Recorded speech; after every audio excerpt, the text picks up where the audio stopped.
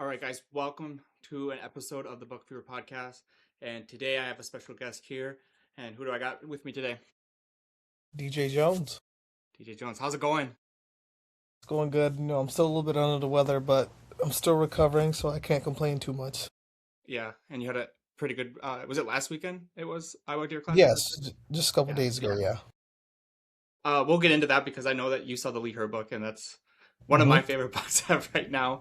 I listened Yeah. to that Working Class Bowhunter podcast like 3 or 4 times already, just because it's such a cool book. But we'll get into that. But I kind of want to jump into like your background. Like, how did you get into like hunting and stuff?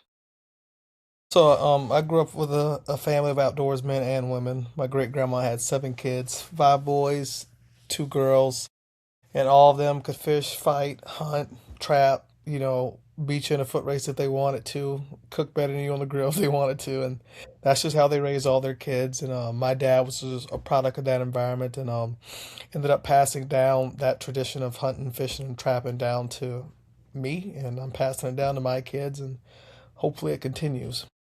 Hmm. Then you're so I'm originally from Minnesota. Are you originally from Minnesota then? No. No. What brought you up here then? So I went to Fond du Lac Tribal Community College to play football, and I ended up playing football and baseball when I was at Fond du Lac, and then played well enough to be able to get a spot on the University of Minnesota Duluth football team. Oh, okay. So where are you originally from then? I am originally from Hilliard, Florida, so just northeast Florida, the furthest northeast most city before you get into southeast Georgia. Oh, okay. And then when did you start like picking up a bow and start bow hunting and stuff?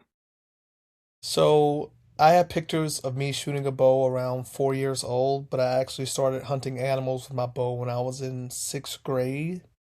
So around 12, 13. 13. Okay. And then what made you want to like decide to like build your channel and stuff like that? Like when did that start? So, as kids growing up with a couple of my first cousins, we would always run around, the backyards, rabbit hunting, squirrel hunting, going fishing, and we would always pretend that we were somebody that were watching on the Outdoor Channel or the Versus Channel or whatever hunting and fishing channel, whatever DVDs we had at the house or VHS.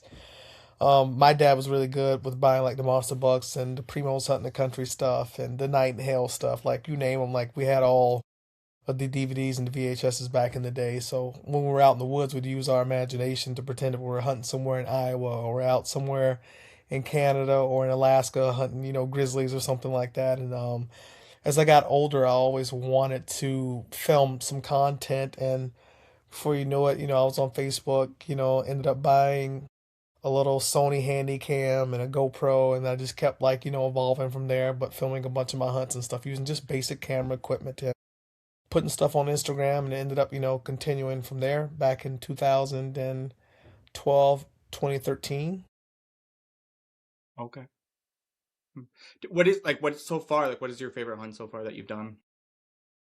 I'll say probably my turkey hunt last year with both my kids. I had my son and my daughter with me, and we were able to get out here in Minnesota the first week of turkey season, and we were able to see a bunch of birds on the property and didn't get to harvest a bird, but we were able to get out there, all three of us, and just have some fun calling birds and watching my son call a bird in for the first time was pretty amazing, and having my daughter there too, and she wasn't too thrilled about it because it was kind of cold, but she had liked like getting close and hearing the birds and seeing them, so that was pretty fun for her as well. So just great family fun of all of us being out there and hunting.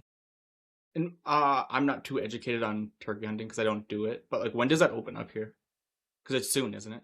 So it usually opens up mid-April in Minnesota. Mid-April. Usually places Oh, in the okay. south open up in early March to mid-March. Because my trip to go down south back to Florida again, because their season opens up on the 20th of March this year, I believe. So I'll be heading down starting on the 17th, driving a long way down. Okay. Are you going by yourself then? Yeah. Yeah. So like for those that are like looking to get into turkey hunting, what are some tips that you would give them to find turkeys and to get on them? Um, I would honestly say number one, access is gonna be probably the biggest thing. You can't go kill a turkey if you don't have a place to go hunt them. And if they're not there on the property that you're hunting them, you're simply not gonna find them. You're gonna be out there calling, scratching, doing whatever you're doing, wasting a lot of time. So I will always say access is going to be the number one thing, whether you have access to private property or you're out on public land. Scout where you find the game. Otherwise, you're just going to be wasting your time, and it's going to be very frustrating, and you're going to feel very irritated because you're not in the mix. Like that's the number one thing. You got to get where these animals are at, not even just with turkeys, but with all big game and small game. If you're not at where they're at, you're just wasting your time. Like what are some terrain features that you look for when you're looking for turkeys? Like, Well, it's different depending on the environments that I hunt in. I have most turkey experience in Minnesota out of all states. And simply in Minnesota, one of the biggest things that I look for when it comes down to the spring, what places that I have access to have the least amount of snow, which will give those turkeys access to the ground so they can begin foraging and looking for food and stuff like that again. And for me, I got a couple of different properties that I've hunted since 2021 that I've been lucky enough to get birds on every single year consistently. And I got about maybe close to a mile radius with either 7 or 8 properties that I have permission to where I can just bounce around the property to property to property to property and figure out where the birds are going to be at. And when I get in there, they're usually already on fire because I love that first week here in Minnesota because the birds haven't been that pressured, but the only downside is sometimes it still snows at times. Sometimes we still have a crap ton of snow on the ground, and you have to overcome that and still get in there, figure out where the birds are at, get across the snow, get set up, and hopefully call one in and make the right shot. oh, okay. And then typically you hunt them during like their, I guess their rut period. Is that correct? Yeah, Or whatever their mating season, I guess you would say, for turkeys. Okay. And then doesn't Minnesota have like two different turkey seasons? Like, don't they have a spring and a fall? yeah, they do. Yep. Spring is the most popular one because that's when everybody wants to get out. I don't see many people that hunt turkeys in the fall. I know some do, not a lot, but the spring is mostly when a lot of people get out the birds here in Minnesota. Oh, okay. Yeah, I've never turkey hunted. I've thought about doing it because I know like it's like a big thing to do, especially in the spring. Because you like for us for Minnesota, you're just cooped up inside all day with all this snow, and it's like hunting season is right here. But I know you want Yep, to and get out. unless you But trap, like there's nothing else for you to go after at that point in time in the year. So it's right. trapping or turkeys. Some people do both, some people do one or the other.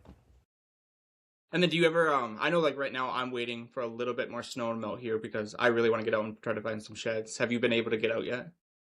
No, and to be honest with you, I'm not a big shed hunter.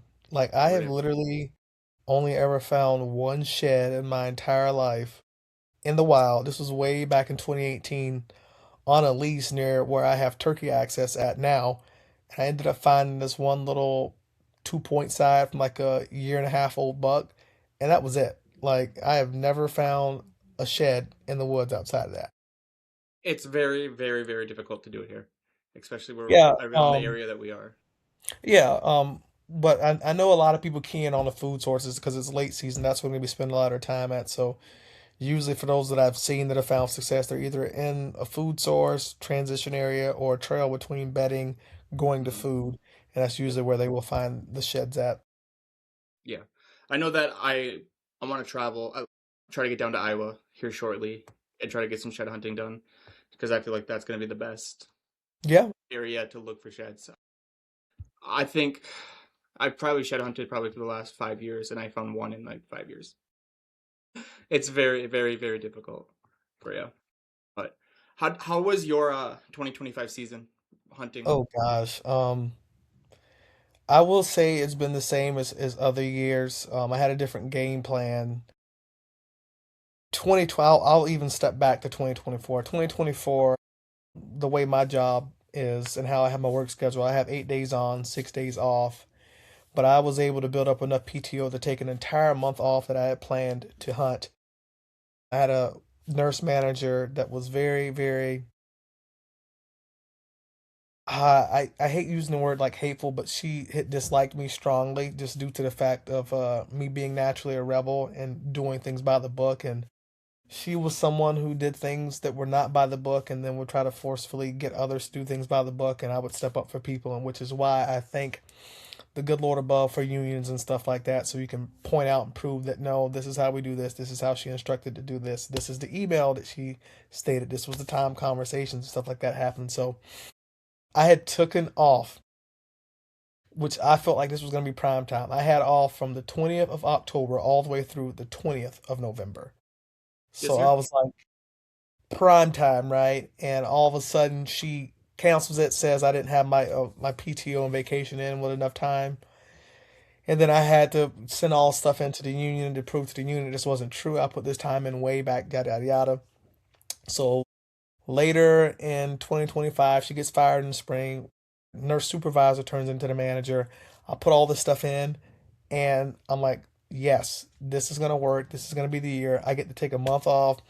I got my budget set to take care of my rent. I got my budget set so I can get a rental car and I can hit any state that I want to hit that has the most action. Because, I have last year I had a lease in Illinois, permission pieces in Wisconsin, permission pieces in Minnesota, and permission pieces in North Dakota. So it's like I literally Bet. wanted to go anywhere I could see that there was the action. Like I was going to spend 4 or 5 days. And I'll never forget it because I took off October 15th through November 15th. And on October 14th, the first day I was driving for that vacation, I was on my way to North Dakota and then my truck ended up having issues where it was telling me my engine was hot, please idle the truck. It completely cleared out my dash. I remember I was trying to make it back before a certain time so I could hunt in Minnesota. So I ended up making it out there. Truck was able to make it all the way back and I made it back the next day and was having lunch with a lady, got done having lunch with her and I was making it up one of the busiest streets in Duluth that we have. Truck just completely just, crapped out on me in the middle of the freeway. I had people that were honking their horns, giving me the middle finger, and all this extra stuff. So that happened. In early September, I ended up shooting a doe. I thought it was a good shot at the time, but after reviewing the footage, I think I hit her back in the liver potentially, but I did get a piece of the lungs because I had a couple different pieces that were out. In that happening, she ended up making it over to the neighbor's property, which I broke my golden rule. Usually, when I get permission on a property, I'll immediately go to neighbors and say, "Hey, I'm hunting so and so's property, which lines up next to yours. Is it okay if I have your number? So if I shoot something, it goes onto your property. May I have permission to retrieve it? And if you're home or not home, I'll send you a call or send you a text so I can let you know." And I didn't do that on that particular property. And it ended up costing me because that doe ended up making it to their property, but it was very foggy. The terrain was terrible. And the last thing I wanted to do was have somebody call the cops because they got someone with a flashlight and camouflage in their backyard at night at almost 9, 10 o'clock at night. So that was just a situation I didn't want to put myself in or put an officer in. I ended up sending a text to the deer dog tracker that I knew, and he ends up not getting back to me. So I made like a Facebook post about like not being able to recover my animal, and he sends me a text afterwards and says, "Oh, did you have my new number?" I'm like, "How am I gonna have your new number if you're just sending it to me now? Right. Like Right. how is that helping me now?" And that whole thing happened, so that was kind of like a little bit of a low blow. And then I didn't have any opportunities at another doe until the 1st of November. And I ended up getting a doe in Minnesota. I shot at a doe in late October in Wisconsin, but I ended up doing again another rookie mistake. I ended up ranging her with my binos. I didn't change my dial, but I ended up ranging her. So it was like one of those things that happens. You do it all the time in practice sometimes, but it never happens when you're hunting. At least so you hope. So I ended up ranging her. I'm like, oh yep, she's at 36. Perfect. And do Never you shoot a changed. single pin? Yeah. Okay. Yep. HHA single Oh, pin there. tetra. So I ended up not even changing the dial. Put her right on that crease as she's like feeding under the apple tree. I shoot, and I just watched my arrow sail several inches, above her back, and I was like, what the heck? Like, I know I was steady. Like what happened? She didn't duck me. She didn't do anything. And then I look at the dial, and my dial was up to 50 yards where I was shooting at prior to the hunt, and I never adjusted the dial. So then, I ended up then getting a rental car again, going back down to Illinois, and I had hunted in Illinois, saw more bucks there than I saw any other state for the past 2 years almost. I saw like 6 bucks within 2 hunts. And the biggest one was like maybe close to a 4 year old, like 130s, 140s as a 10. And at that point, I was like, okay, this property is for sale. I'm not sure if this property is going to sell during hunting season. If he gives me a shot, I'm going to take it. Because at the end of the day, it's like I'm not here for a long time. I'm here for a good time. And I'll take a good 4 year old 140 in Illinois for my first Illinois buck. But he was on a hot doe. I didn't even think about that in that point in time in the hunt because the doe had come through first. Didn't think about it, and then finally he snuck in one of the little back alleys on me, and I end up looking up and I can just see him standing in the middle of the trail. So then I got all this stuff. I'm gonna try to post it on my YouTube channel, but we can do that later. I turn the camera, get everything. I get the bow. I get set up. I snort wheeze him. He's standing in the brush. He's at like 51, 52 yards, which is a shot that I'm comfortable taking. But also at the end of the day, too, it's like he's in the brush. He's chasing a doe. I'm not gonna try to take a shot like that in that point in time because I feel like it would be unethical. It's like he's moving. He's with a doe. He's in brush. Not gonna try and take it in. I was hoping he would have came out into the clearing. He never did. His ears rotated. I snort wheezed at him.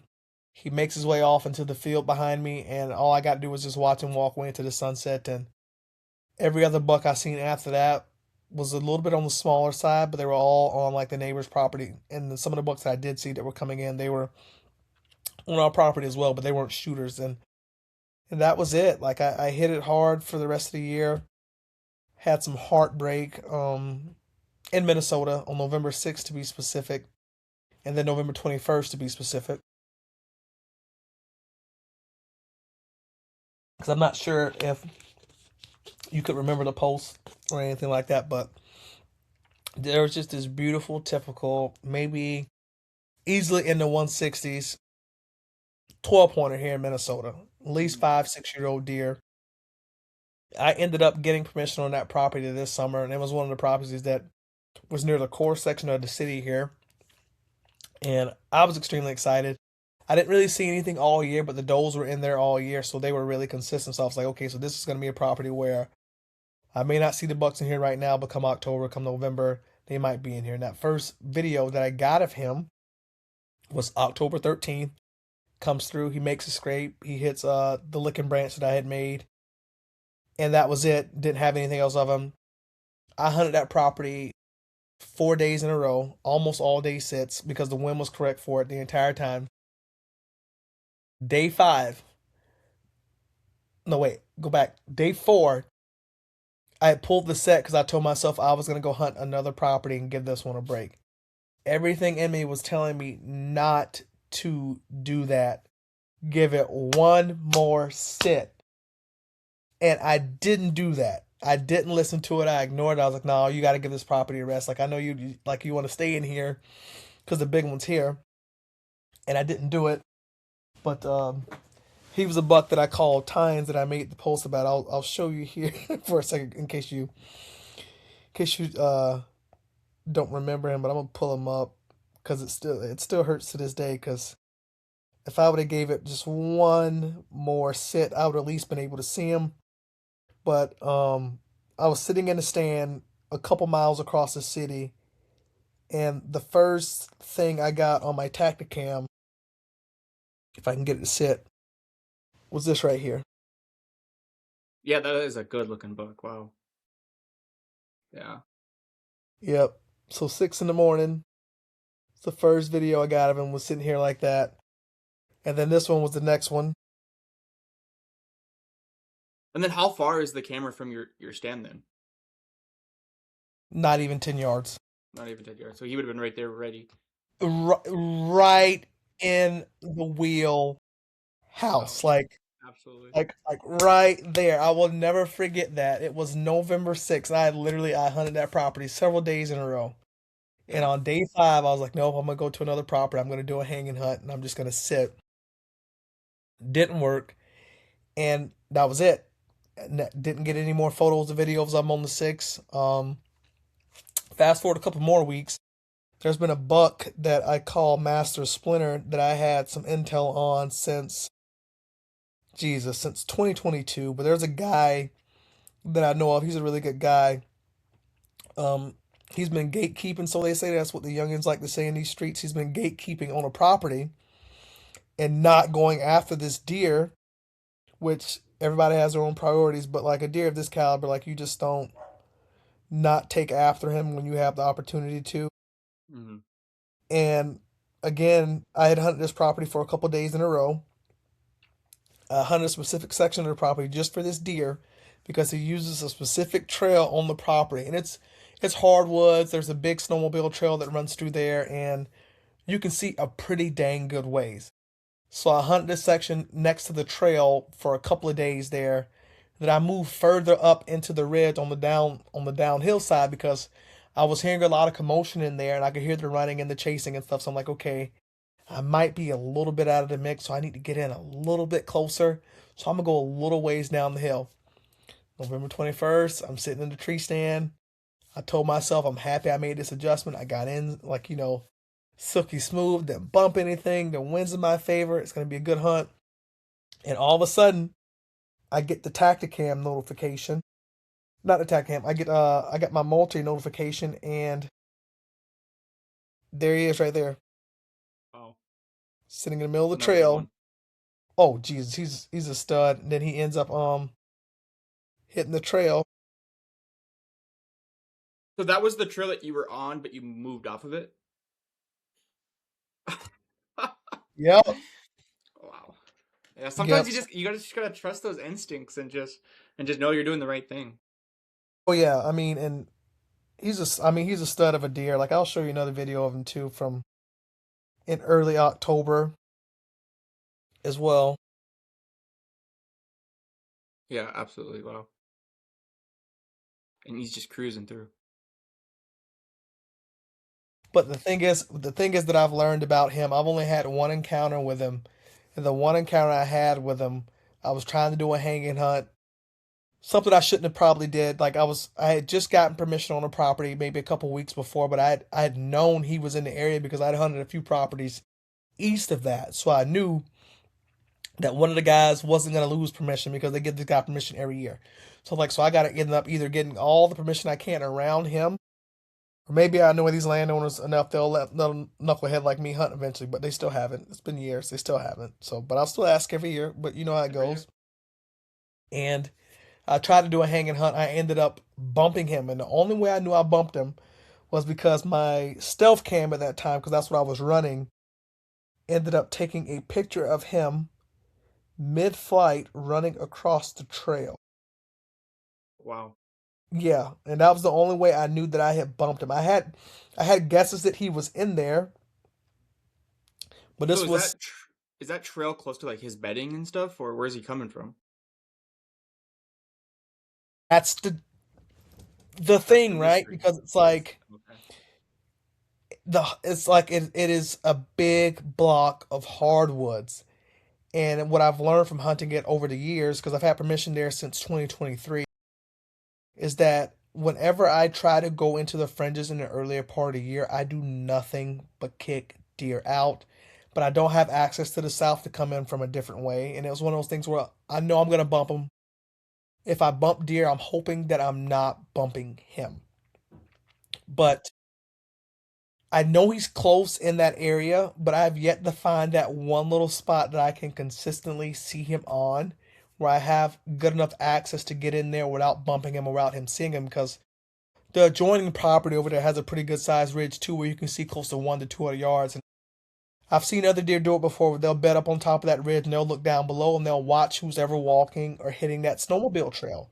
So I've learned when it comes to access, I have to come in from the backside, even if it takes longer, get in there and get set up. But that trail has been the place I've seen him hit it consistently. I've had some of the neighbors tell me that they've saw this deer in their backyard eating apples off their apple tree and stuff like that, but they wouldn't give me permission, but they know how big he is and let us know if you get him because he's one we take and they show me like, cell phone videos of this buck where he's like at 15, 20 yards in the back of their tree just eating, or it's Mhm. like November 13th or 14th and he's just pushing does around in the backyard because they're eating the apples out of their tree. And they won't give you permission to hunt him, but at the end of the day, it's like I get it. It just makes me have to step my game up to really be in the spot where he's at. And I felt like when that happened in November, it was just mm, twice Yeah, in one season in Minnesota where I've missed out on beautiful bucks. Both those bucks are easily in the 150s, 160s, and both are mhm, mature deer. yeah. And I And got then more for like knowledge on the other deer. is it split time you call them? Master Master Splinter? Splinter was the last Eh, one I saw, and then the other one that Okay. I saw, that I only had the brief intel on that I called Tynes. He ended up getting hit by a car. No. Yeah. Oh no. Don't even get me started on that day. I'll go into detail about that too a little bit since you're asking about last season. Yeah. So Because Master remember, Splinter, like when he hits that trail, like when is he hitting? Is he hitting it more at night during the day, like during the day, or like have you patterned that it's part of it, it's or it's so it's so sporadic, man, that it's like like I've seen other people go after deer who have those same or similar behaviors as him.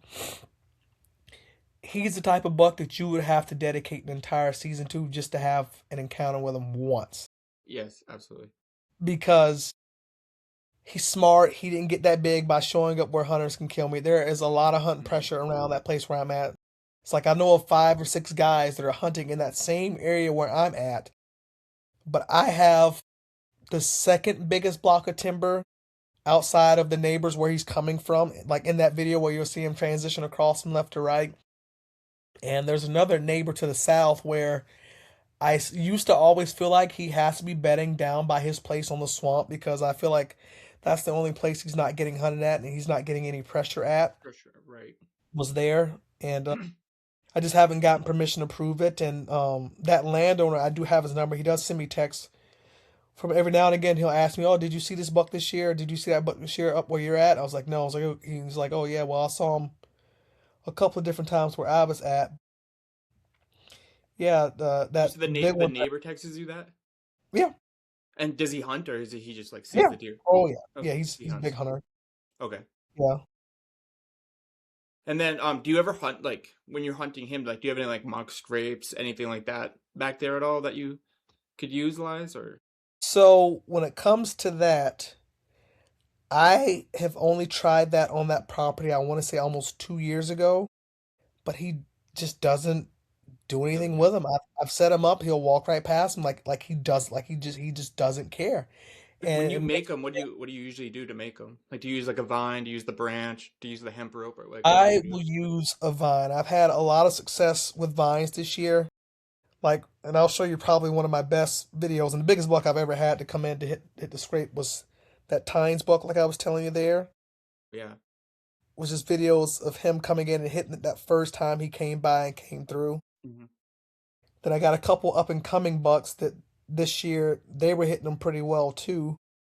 But for whatever reason, he would not hit him.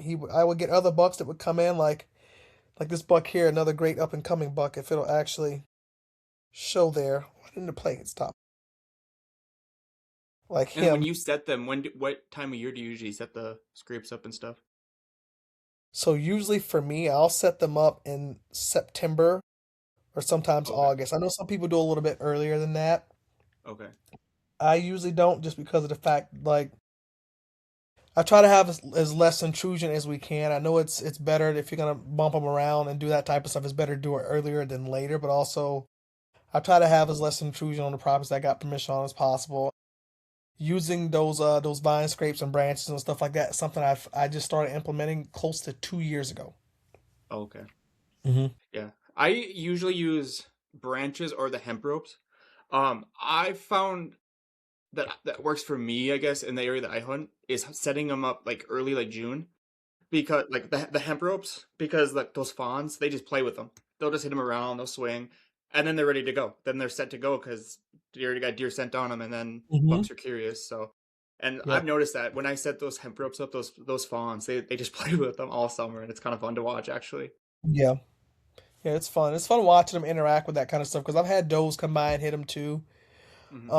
The only thing that I do not like was, and this is specifically in Illinois because like my lease has a serious raccoon problem. Was the raccoons would climb on them and put enough weight on them and they'd bust them down. They would literally pull them down off the tree.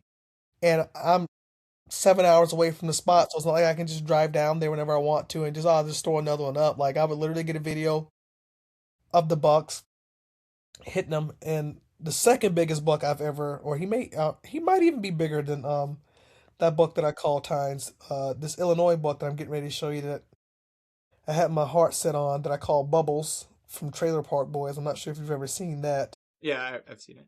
Are you gonna try to get down to Illinois again for 2026 or? Well, yeah, yeah. Yeah. The only way I won't is if I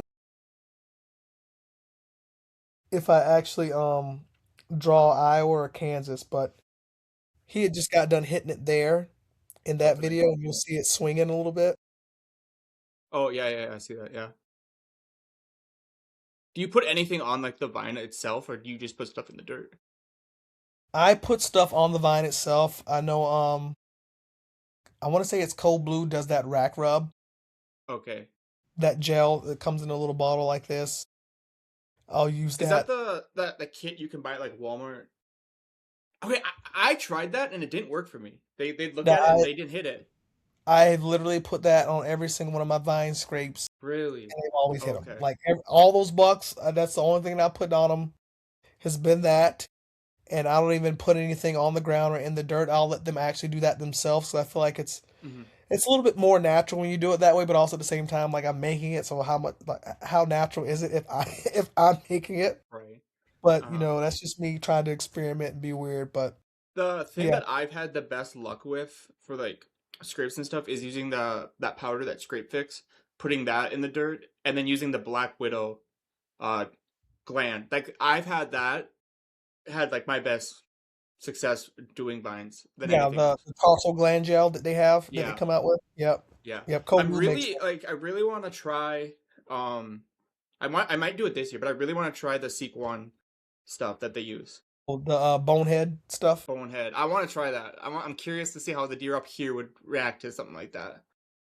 So, Yeah, because I know that they say that it's like a guy down the street makes it or whatever, and so I'm curious to see how that would do. And I know it's very hard to get your hands on it because it sells out like immediately. all their stuff sells out. I thought about getting their feed hauler bag this year just because, Oh yeah. like I was saying before, I hunt North Dakota as well. Where at the zone that I hunt in North Dakota, I can actually put bait out. So I was thinking about getting that because before I was putting the 50-pound bags of corn in my 511 backpack and hopping on my e-bike and then putting it out and then driving back to the truck again and then putting another bag out versus their bag is like holds up to 85 pounds of corn, I think. And I thought I about think it's making like that a 85 to multiplier. 100, something like that. Yeah. Yeah, It's a lot. It's a lot. yeah, but Yeah. it sold out pretty quickly. So Hmm. And then kind of like going back to the raccoon thing that reminded me, I was listening. Do you listen to Working Class quite a bit, or have you heard that episode where like I think it's Doug is talking about where the raccoons pull out his plug inside of yeah, his deer trough? That is yeah. so funny. And he goes, "Yeah, you Well, got the to put it thing is, underneath." they're just nosy critters, man. They're They nosy are. critters. Like they will anything with any human scent on it, they're walking up next to it, they're trying to sniff it, they're licking it, they're scratching, they're pulling at it. Hmm. They're trash pandas. You Yeah. name them. If they can cause some chaos, they're gonna cause some chaos. Yeah, he was saying that the because the plug I've never seen it, but he said it's so shiny that they just go down and they just pull it out, and so then he had to go back and refill up the tank, and I thought that was kind of funny actually. So Hmm. he says that they had to plug it underneath, but that is one thing that I really want to utilize this year is a water hole. That's really one thing that I really want to, especially early season because it I can get kind of literally hot. got a text today because the Illinois property that I hunted last year, the landowner sold it, and the new landowner got it, and he found out that I was a serious, whitetail nut. So he's got the property listed, but he's got a deal he's made with me that if he doesn't sell the property by June, he's gonna lease it to me for hunting season. Which, fingers crossed, but also at the same time, I'm not gonna hold my breath. And he ended up just texting me today that they added an improvement to the property and ended up Oh putting a wow, water hole in now. there you go. So I'm excited for that. I hope I can hunt it. If I don't, I'm not gonna be too sad. Like that's how it goes. This guy's running a business, and sometimes hunting properties, leases. You have it one day, it's gone the next, and that's what happened to me. Yeah. When do you typically try to get down to Illinois then? So I've only hunted Illinois the past 2 seasons, and both times I've hunted, I've went down in October and in November. But Okay. the thing is, when I went down this year, I made another knucklehead decision because my truck had broke down, so I couldn't get down there unless I had a rental. And me and the lady share her car, which is very hectic between us and the kids and our schedules and stuff like that. So I made it down there, but I got down there too late. And the buck activity before I got down there with that big one, like I was just showing you, he was in there pushing those up and around. And I'm like, I gotta get down in there, I gotta get down in there, but I couldn't because of budgeting. I only had a certain amount budgeted because I had planned on going down there and using my truck because it was working. So I wasn't planning on having to spend money on a rental to go down there. So then I had to spend money on a rental to go down there. That it impacted the budget. So I was like, so then I can't go down there as long as I wanted to go. So I tried going off of last year's stuff that I had where they were running a little bit later than what they were. And this year it was vice versa. They ended up going in earlier than what they did last year. So I was like, if I'm going to get the rental, I'll probably wait because they did it around this time last year. And not paying attention to what the cameras are showing me and telling me, I ended up going later. I ended up still seeing some good bucks when I was down there, but at the same time, it was like, had I gotten down there about 5 or 6 days sooner, I feel like I would have had a pretty good chance at that buck or one of the other bucks that was on the property that was like, he was a shooter, mainframe 9, but he wasn't as big as that other one I just showed you. But that property for sure had 2 shooters on there that I would have definitely gave the business 8 days a week, 366 days out of the Right. year had they Yeah. crossed me. But I got down there a little bit too late. Oh, okay. And then when you are like hunting, like even here, Illinois, like do you ever like utilize like rattling or grunt calling at all? No, because whenever I'm in places like that, what I've learned in my experience with some of these deer in the Northland, like they're like scary. Like I usually if I could see a deer off and then this is stuff that I've done in Wisconsin. This is also stuff that I've done in Minnesota, both in the countryside and also in suburban hunting. I will see some of those deer from a distance, and I will hit the rattling answer, like rattling antlers or something like that, because I have the Primos rattle bag. Okay. Yep. They take off, like they run, and it's Okay.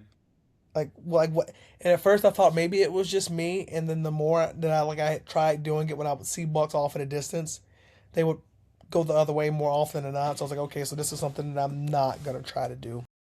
Okay. Yeah. I've never really like got into like grunt calling, don't believe I've never really done any of that.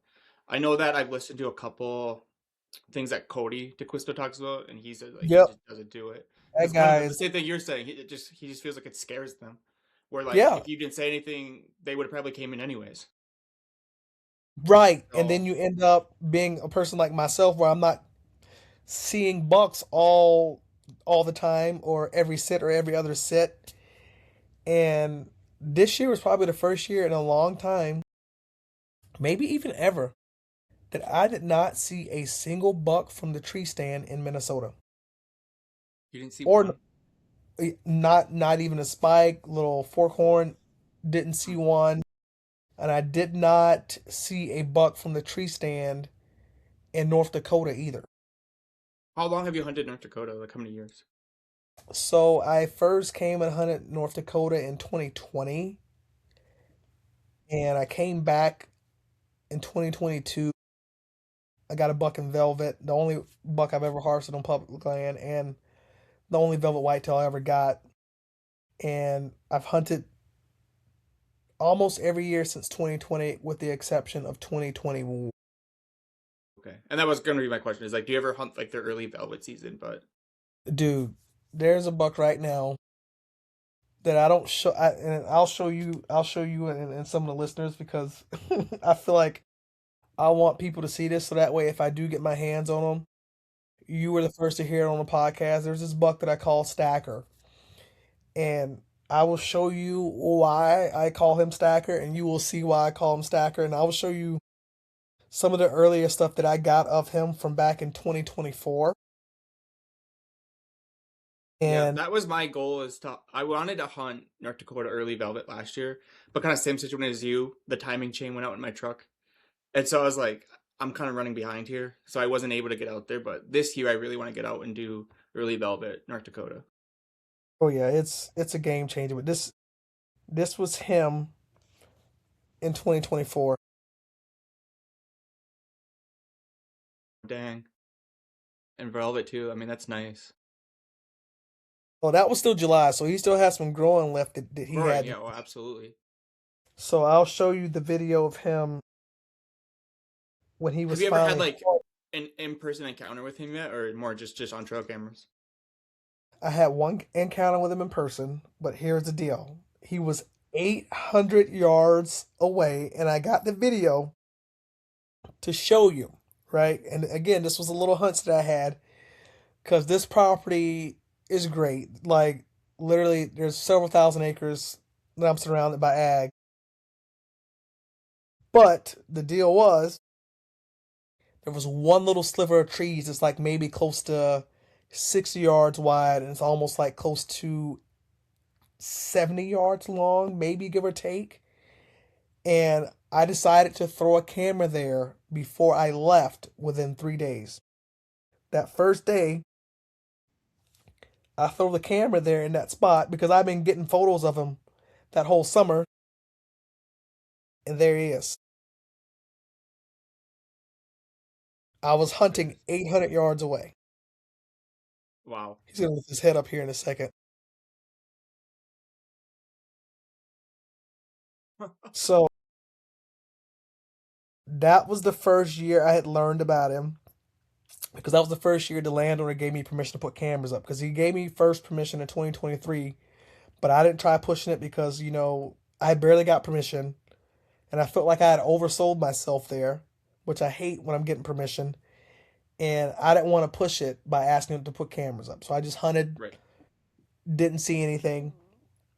2024 came, I put those cameras up in June, and then it came to last year. I'm gonna show you a video of him last season, and I swear to you, I've had multiple people that have been around deer of this age in size class, and they're already telling me that he was knocking on 200 just last year. Like you'll see here in just a second.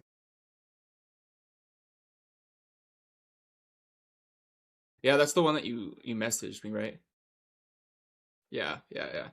And so that's the one that you're gonna go after this year, right? I'm Oh assuming. yeah, yeah, and Yeah, I'll for even sure. You show have you. to. I'll show you some of the stuff of him last year too, dude, because he was just what I learned of him with that specific property. There's hunt pressure directly to the south and to the north. I got majority of my photos of him. He's coming from west to east, but he makes this transitional switch that he does that I've noticed on camera for the past 2 years. I don't get anything of him past mid September. This year, the last video I got of him was that video I just showed you right there. No, the last photo I got of him, the last video I got of him in Velvet was on the 9th of August, and then I got this video of him 9:20 in the morning in September. September. Okay. And that's not usually normal for him, right? No, Okay.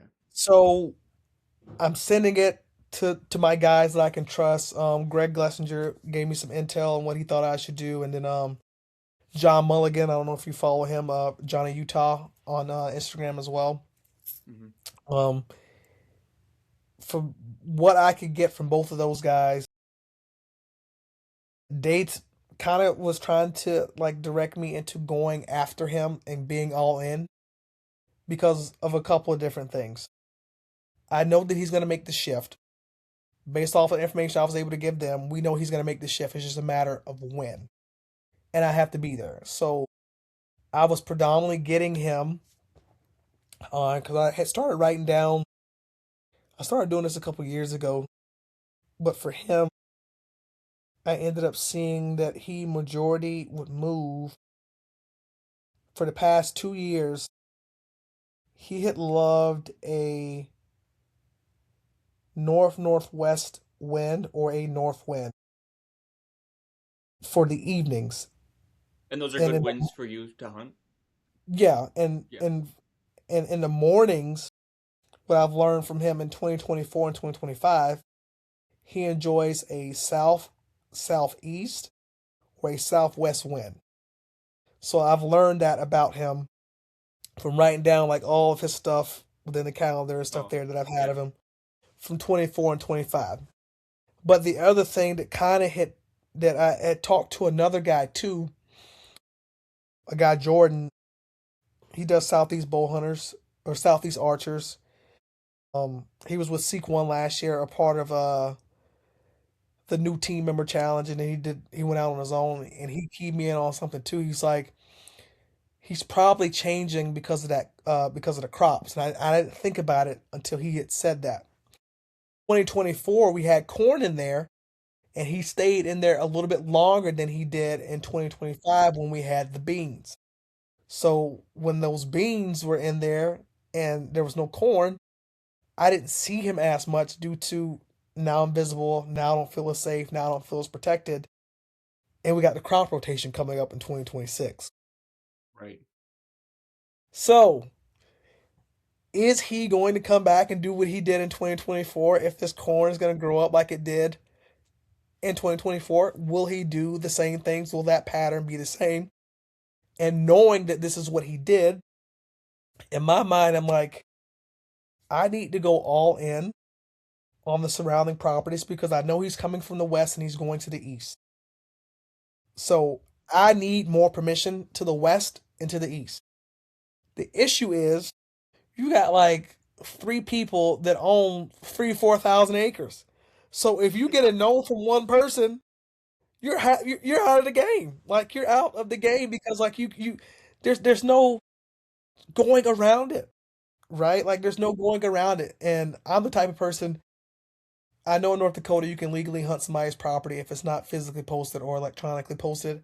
I'm gonna knock on the door just because at the end of the day, I don't want to be the guy that like you're rolling up and you see me with my truck on the side of the road next to your property and I'm either rolling up a deer or something and there's some kind of confrontation or who gave you this, who told you this, or it's legal but I still don't care, I'm calling this. I'm just gonna avoid that by knocking on your door and getting permission from you. Yeah, absolutely. Absolutely. And I've even taken it a little bit of a step further to where now I've started recording people when I get permission. On Yeah. top of that, just because I don't want any, oh, well, no, I didn't say that, or yada, yada, yada, because I've learned when people get deer or get bucks off someone's property and then there's anger and you got neighbors that are jealous and I didn't give you, I don't even play that game, but I need to go all in this spring and I need to get permission from the neighbors to the west and from the neighbors to the east.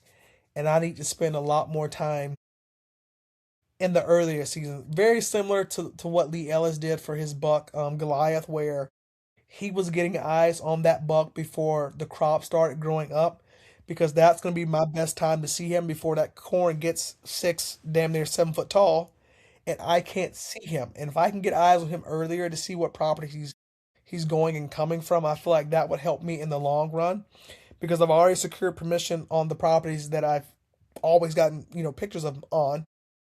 Now I got to do my work with the neighbors and for the neighbors to potentially get permission. And the way I see it, if I don't get permission from the neighbors, I still will have the opportunity to potentially find new deer if I go to one of these other properties and say, for instance, I do get a yes, but I don't see him, but I see another giant Right. or another good deer.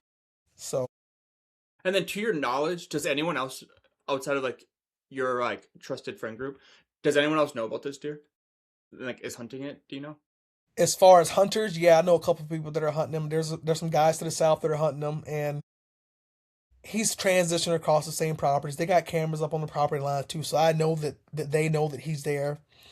Um, I don't think the landowner that gave me permission knows that he's there because they don't run cameras. They just go out and rifle hunt, which is that's how they do it. That's how they want to do it. They got thousands of acres and they'll let me hunt their little 200-acre piece that they got there being a knucklehead. That's fine by me. Yeah, But for sure. the other buck that I always talk about on that property too that I call Igor. It's probably the most mature buck I've ever had on camera in North Dakota. I was excited to try to go after him, but I didn't get anything of him until late. Let me find this file. I didn't get anything of him until late this year, but just an old gnarly stud right here.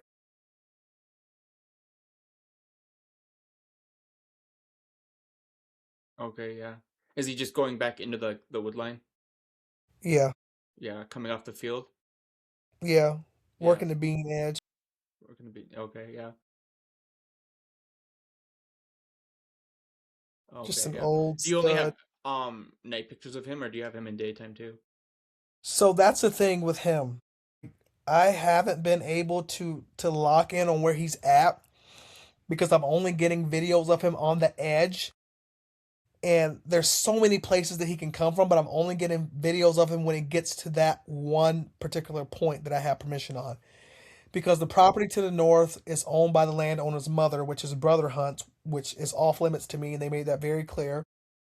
And the property to the west, they also own as well, but they don't allow hunting on it just because they feel like there's nothing there. So they don't hunt it, they don't allow anybody to hunt it, which I feel like in that video, you're watching him go and come that way Because because there's there's no pressure nothing there. there, Yeah, but yeah, he's there. There's something right. there, kind of thing. But it's interesting. It's just interesting because it's like I love North Dakota because I can always find deer there, but I hate it at the same time because there are so many places for those bucks to hide in the ag, and if you don't get a picture of them or see them there, you wouldn't have a clue. There's nothing you can do Yeah, about it. right. Yeah, and there's absolutely nothing you can do, and that's what drives me nuts about North Dakota because I can find a big deer on any of my permission pieces. I can key in on where they were at, but I usually don't get enough intel on here's where he is consistently betting at each day. You're watching him get to this point for feed and transition, but you don't know where he's betted. And usually what comes into play with that is he's coming from the neighbor's property. Oh, he's coming from the Yeah, neighbor's property. Oh, he's on the neighbor's property. Go knock on the neighbor's door. Neighbor says no, and then there's nothing you can do other than wait for him to transition to the property that you have permission to hunt on. And North Dakota wasn't that bad for me last year. I had one buck that I call Island Boy, that's funny. which the property is literally it's on a little peninsula there. I had left there that first week of the season. I threw a camera up there and then told myself when I came back in October I was going to check it, which was dumb, right? I still somewhat got lucky because I was able to get pictures of a decent buck that was in there daily, morning and evening, and I ended up getting in there to hunt after him, and I didn't see him. He was in there like 3 or 4 days in a row. Why am I not finding his file? He was in there for like 3 or 4 days in a row, and he wasn't a giant by any means. Was he He a was just giant? consistent. Oh yeah, and he got me excited for the upcoming year because what if he makes a jump? Right. How big could he be going into next year? Hmm. And then when you're in that early season in North Dakota, like, you're mostly just looking for food? Is that kind of how you hunt them? I try to key in on the transition areas because they're gonna move. They don't stay in the same spot. Okay. Obviously, everybody knows they don't stay in the same spot. You can key in on food, but what I've learned about keying in on food is eventually those beans are gonna go bad, right? Eventually they're gonna cut the corn, but they're always gonna need to drink. So Absolutely. I like to try to key in on the places where I know that there is water nearby, whether it be a creek or a pond, a ditch, or wherever it is that they're coming to get water, and that's where I like to be at. And I have been successful in finding deer, but I have not been successful in killing them. Hmm. And But then isn't the early season like in August? Like August like yeah, 23rd through the 24th or whatever? yep. Yeah. But this was one of the first photos I got of him when I threw my Tacticam in there. Oh, okay. Yeah. Was of Island Boy So what gave him that name? because it's an island. I just felt like the the twins. I forget what they're called. Kodiak Red or whatever his name was, like the Island Boys that went viral. And I just kept singing, "Yep, he's just an island boy trying to make it." That's what I just kept There you saying to go. myself. Yeah. And I mean, he was in there like clockwork for the most part. Wait, where is he at in the video? Oh, there he is. Oh, it's the other way. Or I'll show you that one. Like he was in there like daily. I didn't see that one. Oh, there we go. Okay. Yeah. Yeah. And then did you ever like sit that you sat that spot to try to hunt him a couple times? Hmm. Yeah. And then he just Yeah, I stopped sat showing up. there. No, and that was the thing. I knew my access was bulletproof because I was accessing using the river, and the wind was in my face the entire time. Literally, all I have to do was come up the bank, and I'm not even 5 yards into my set, and I can literally see if anything is there before I even get up into the tree. But he had that stretch there where he went, and this is my timing again. I got that video of him on the 16th. He came out at 7:50 in the morning, and the 16th he came out 7:50 in the morning. The 15th he came out at 1 o'clock, and yep, just like clockwork, he was in there, and I can even show you the tree before the video starts. So let me see if I can see it. You see that tree right there? That's where I hung the set. So even when he would come in, he would automatically be presenting a broadside shot coming from the other side of the bank there. And you can see him coming in, so you can get ready for him to be. Oh, that's perfect. Yeah. And that was the thing. And the access was silky smooth. I could literally ride my e-bike all the way down through the cow pasture because, like I said before, there's a river and it's at the head of a peninsula, but you got to cross down. And that particular property, there's a couple old timers that hunt, but they're not willing to get across the river and get to that peninsula, so they got everything corned up on all sides. And I told myself, if I'm a mature deer and I got all these knuckleheads that got corn to the north, to the east, and to the west, I'm going to go to the south and hope that there is no corn, which is going to tell me that there aren't hunters here and I feel safe. Then I get up there and I throw some out and he comes into it every day. He was there. Like it was clockwork. And I finally show up. I gave him 3 sits, 3 mornings in a row, 3 evenings in a row. Wind was consistent. Didn't see him. And I feel like the last photo I got of him was on the 21st. So he was consistent from the 14th all the way through the 16th, and then he didn't show back up until the 21st of October. And then for that island, like, what made you want to put a camera back there? Like, was there a lot of like just buck sign? They're like, oh, I'm just gonna throw something up Nope. here, or Just test, just like figuring out where the other hunters are on the property, and knowing that if I'm a mature deer and I want to skirt these guys, where would I go? Right? And I look and I see, oh, there's a peninsula there. and Interesting. then are you doing that through like your mapping, or okay? And what app do you use? I know there's quite a few out there. Onyx Hunt. That's Onyx. been my bread and butter since day Yeah. one. I've been an ambassador with them since like 2018. And one of the best things I love about Onyx Hunt was that's how I get a lot of my permission places because I can tap on the property, get the landowner parcel ID information or the tax address ID, which is what I found has been a little bit more accurate. And I will go drive, knock on a door, and get permission. And I do that in Minnesota, North Dakota, Wisconsin, Minnesota, etc. And that has been a game changer for me in getting me access just about everywhere has been using that app specifically because the way I do it, if I get permission on one property, I'm going to try to get as much permission as I can around it. And I'm going to also start looking and knocking on doors and seeing where other hunters are so I can see, okay, well, this guy's hunting this property, so it might be better to go here or it might be better to go there, which works in finding deer because I've never had an issue in finding them. I've always had an issue in getting time off of work and actually killing them.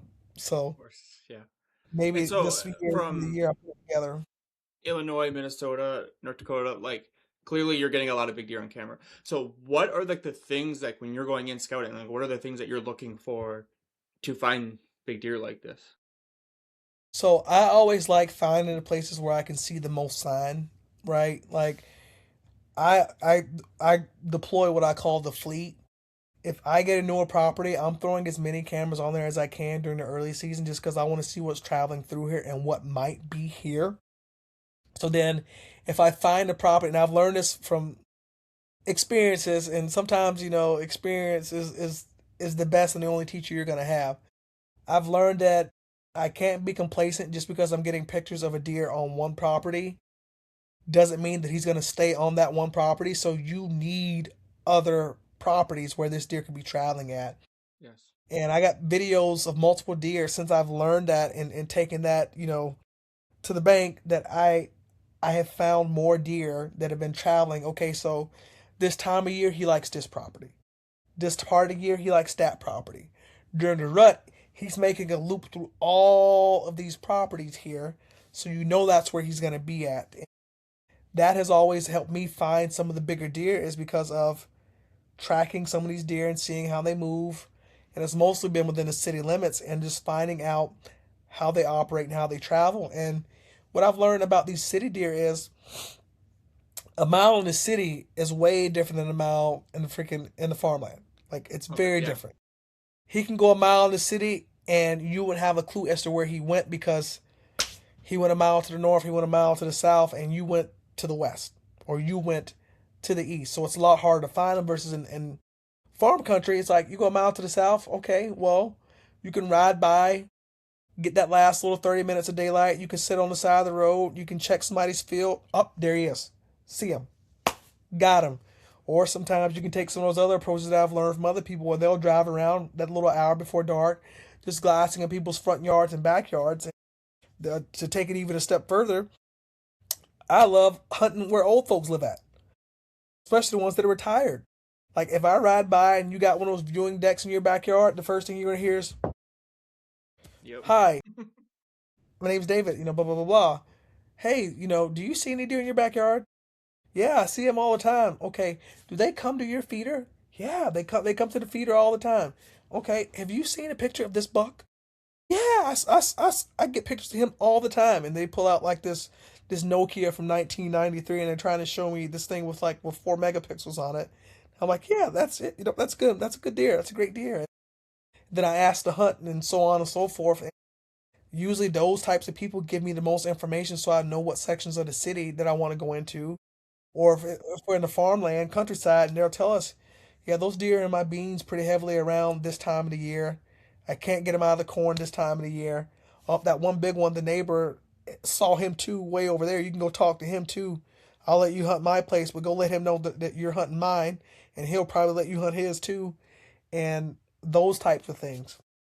Okay. So I've heard and then I'm gonna ask, but like I've heard like when you go to like North Dakota, like a lot of hunters will give you permission because they don't like the deer in their beans and corn. Is that so? Is it pretty easy to get permission over there? the worst I've ever gotten cussed out in my life has been by a farmer in North Dakota. I tell you that you couldn't convince me that I did not ask this guy for his wife, every dollar he had in his bank account, all of his children and grandchildren, because I wanted to hunt deer on his property. That guy cussed me all the way from South Africa back to Minnesota so deeply bad that my ancestors felt it in their spirits, and I still feel it to this day. And this was almost 6 years ago. I mean, he laid a cussing on me like no other. And the funny part is, I'll go right across the street, talk to his neighbor. He goes, yeah, forget him. You can hunt my place. I don't care. What's your number? Yep. Hunt anytime you want to, right? And it was just that easy. One door, this guy owns damn near 1,500 acres in one spot. The other guy owns 200. The guy that owns the 15 cusses me out like a dog. I knock on the neighbor's door. He's like, yeah, sure. And then the guy that cusses me out like a dog has all the deer on his property. But the guy that has the 200 has deer on his property too. So it's like, and it worked out because now I have deer like the ones that I show you, like Stacker and like Igor, because I heard no in one place, went knocked on the door across at the neighbor, got a yes, and some great bucks, all on the same property, right across the street. So did he like because like you were hurting the deer? Like what was like the whole like why was he so mad? Oh, he doesn't believe in hunting, Oh, and those he people. doesn't like that people knock on his effing door about a effing deer. Why don't you go to the effing grocery store and buy meat from farmers like me? What in the F are you doing? And it's effing like just this was one of those times where I wish like I had stuff recording because that interaction would have been glorious to put on the internet to show people like not every time you knock on a door you're gonna hear yes. You might get this, but for Yeah. having that interaction like that, emotionally defeated, Hmm. physically defeated, because this was in 2020. And I remember sitting, and I have the videos, but the I had a Canon Vixia, and the quality was crappy. It's like low light, so it's just very pixely. There were like two bucks that were in his field that were at least 150 plus in October, and I'm watching him walk across his field. And that was one of the main reasons why I wanted to knock on his door because I saw those bucks were there. Then come to find out, I found out why they were there is because he doesn't let anybody hunt. So that's the honey hole. That's the sanctuary. Yeah. He's got 1,500 acres over there. That's the goddamn sanctuary. But they don't have to worry about getting hunted, right? But then again, I go knock on the door of the neighbors, get permission to cross the street. I find good deer there, and it's like, yes, little victory. Haven't gotten anything on private ground in North Dakota yet, but I'm hoping this upcoming year Yeah, it'll change. absolutely. I'm surprised that he didn't try to get you kicked off of his neighbors because I've heard people doing that. Or did he Yeah, try I've to? had that. I've had that happen maybe one time where in Wisconsin there was a guy that was upset that I was seeing deer and I wasn't shooting them, and we both were hunting the same property. Mhm. So he got mad that because I was hunting the field and he was hunting the hardwoods, that the deer were still coming to both spots. But he could physically look out into the field and watch the deer come across the field to where I was hunting at, and I wouldn't shoot him. And of course, it's like this little basket rack year old six pointer here in Wisconsin. This wasn't something I was trying to shoot because I know that we got like a 130 to 140 inch 10. Why would I shoot the 1 year old 6 point or the 2 year old 8 point, right? And he's a meat hunter, so he didn't care. So if it was he's if it's a brown, it's down, it's kind of guy, and he was getting mad with me because I wouldn't shoot some of those deer. So he ended up contacting the landowner and telling him that I've had so many opportunities to shoot deer and I wasn't shooting them, and he doesn't feel like I need to hunt there because I'm not shooting the deer. I'm like, shouldn't you want somebody who's like passing deer on your property so they can get bigger? Like, Right. how is that a bad thing? He's like, well, yada yada. It's upset, and I'll just have you not come back next year once the season is done. So you're more than welcome to finish it up, and I did, and I still talk to the guy. I still pass by his house. I'll stop in there occasionally and chat with him, but I won't ask him to hunt or anything. But he'll tell me that he sees deer here and there. But I've only had that happen one time. Okay. Yeah, I had a property in Wisconsin. I hunted Wisconsin once, and the guy gave me permission. He goes, "Yeah, there's not big deer here or whatever." And so he let me hunt or whatever. And then I ended up killing a decent deer there. And then he goes, "You can't hunt here next year because I'm gonna start hunting." I'm like, "Oh, okay." And so then I lost permission on that Wisconsin, and I haven't been back. And so, but I've heard stuff like that. I know that I've heard the craziest stories I've heard because the only people that I know that suburban hunt are Seek One, and so just hearing all of the stories that Lee has to say, like some of those are just like crazy. Like the one where have you heard the one where like the guy almost shot him? Like something like that. Like that's just like crazy. Like if that happened to me, I don't think I would knock on another door. I mean, it would I be mean, hard. I've had an incident, not to that extent, but I've had one incident where I've knocked on a door here locally within Duluth, and you know how like some of those houses will have like the window panels on one side and the other side, and then the door's there in the center. The wife comes up to the door, sees me, her eyes get like big as watermelons, and gets away from the door. And then the husband comes to the door as he's trying to put a pistol like in his pants as he's opening the door. And he knocks on the door, and one, I'm a massive trash talker. I'm a shit talker. Like I don't give a damn because I know how to fight. I'm not worried about you whooping my ass. Like if you're gonna whoop my ass, you're a bad motherfucker. Like you a bad guy. Like you got it. You know, like you got it if you can beat me up, right? So he opens the door and he's like, "What can I help you with?" I said, "Well, you can help me by one taking your hand off of that pistol you just try putting in your underwear before you shoot yourself in the leg, and you can have a conversation with me like I'm a human being. Can we do that?" He's like, "Well, you got to understand." I was like, "Understand what? That you're scared because a black man knocked on your door? Do you see me not standing here with a nice, cool, calm demeanor, trying to have a conversation with you?" I was like, "Jesus Christ, this is 2 o'clock in the middle of the afternoon. I would have hate to have to knock on your door at 7 or 8 when it's Right. dark. What Right. would you have Right. done then?" And he's like, "Oh, I'm sorry, I'm sorry, I'm sorry." I'm like, "Okay." And I looked at him. I gave him one of these. I'm like, "You might be a good guy. I love the fact that you were ready to protect your family, but I don't know. I don't know." And he's like, "Well, you got to understand, we don't get a lot of black people in this area. You knocked on my door. You startled my wife." I said, "Yeah, I startled her, but again, you ain't got a pistol and put it in your underwear." I said, "What would you have done had you Right. shot yourself in the nuts?" Right. I'd have been. I said you would have lost a nut and would have been bleeding out, and then the black man that you were scared of would have had to help you because I work at a medical center. I work at a hospital. I would have had to help you in some way, shape, or form. Do you got medical experience? No. Does your wife? No. So there we have it. And he ended up being a pretty cool guy. Ended up giving me permission for about 2 years, but the property wasn't as good as I thought it was going to be. It was a property that didn't really hold anything. Like I didn't get anything on camera that was transitioning. I held permission there twice, but didn't really see much. But he was a pretty funny guy. But that was probably one of the only experiences where it was like I've seen someone physically go get a gun like, because they Yeah. saw a black man at the Yeah. door.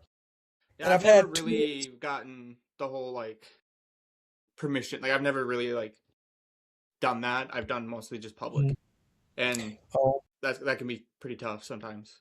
I've had yeah, it is. a lot of tough, especially last year. I think last year was probably my worst, just like people to people encounters on public land.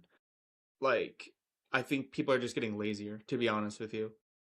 Like, I had and then don't even get me started because that's a whole nother topic. Just the whole new crossbow thing. Every day I'd get someone walking by with the crossbow, just okay, whatever. And I had this kid, like early season, like every day, he kept showing up on my camera with a crossbow, and I thought he was still hunting with a crossbow. And I'm like, because I know this property like the back of my hand. I know there's no deer stands next to where I'm at because it's like an oak ridge, and then there's a swamp, and these bucks will feed on the oaks, come through the swamp, and then cross through and whatever. And I'm like, why is this kid showing up? And so I had to go change the batteries in my Tacticam or whatever. He put a deer stand right on top of my camera. I'm like, this guy, I tell you, Yeah, he public probably land is thought different. since you had a camera there that Thought you there were was deer seeing there. something. Something I thought about this the other day, and I haven't heard anybody talk about it, but I consider private land public too because anybody can knock on the door and get permission. You just got to be able to talk to the landowner smooth enough. So sometimes I even consider that public land because Yeah. anybody can go knock on the door and get permission. Hmm. Yeah. And then I had another um incident where like there was a four-wheeler trail that I could access it and it was perfect because on the backside of these pines there was a whole bunch of like bedding and then they'd come out of the bedding and come and feed into this field and I could sneak up and Hmm. this guy saw my camera and it's on public land and he's on a four-wheeler trail and so he blocked off my access he just cut down this tree and just piled up a whole bunch of wood so I couldn't come in and go in and out and so I was like what the heck but I just would I'll call over call the warden. and then he put a camera on it so he knew when I was going in and out. And I'm like, I'm done. There's so much public land where I'm at. I can find something else. I'm good. So I went back in, took everything, and I moved on. But I was like, Yeah. he's doing the most right now. He's literally doing the most right now to get people off Hmm. public land. But I've had a lot of stuff like that just this year and whatnot. But what do you do? It's public land. Yeah. I've had one knucklehead probably in all my years of hunting private property, which was the 2024 season. I had a buck that was probably 140 ish, 150 ish. And one of the neighbors, this was one of my more viral clips that I have on YouTube right now and on my Instagram channel, my Instagram account, that channel. I have portions of the video on my YouTube channel. under shorts, and I also have a section on TikTok of that short, and I posted the original on my Instagram account where there's this guy. He owns property across the street from where I hunt. He was accessing multiple people's property illegally, didn't know the landowners, and I finally caught him when I was hunting. So I just reach up, tap my GoPro above the head. He tried to convince me that what he was doing wasn't wrong and he wasn't going to stop walking through during hunting season because he didn't know that I was here. And he tried telling me that he could change his time if he walked. I told him, I was like, it doesn't matter the time that you walk through here because you're not supposed to be here because you're trespassing. He's like, I've been walking here for over 20 years, kid. I'm going to keep doing it. I'm like, you're not supposed to be here.